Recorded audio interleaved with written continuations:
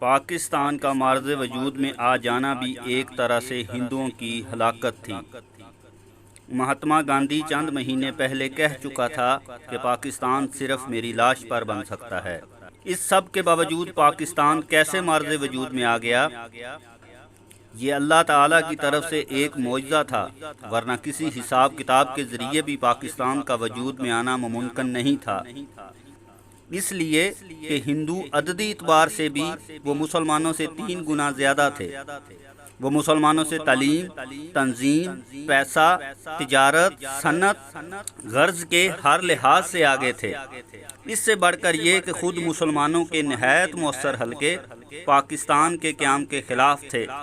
اس لیے میری تمام پاکستانیوں سے گزارش ہے کہ وہ جہاں کہیں بھی ہیں، وہ پاکستان کی ترقی و خوشحالی میں اپنے حصے کا کردار ادا لازمی کریں۔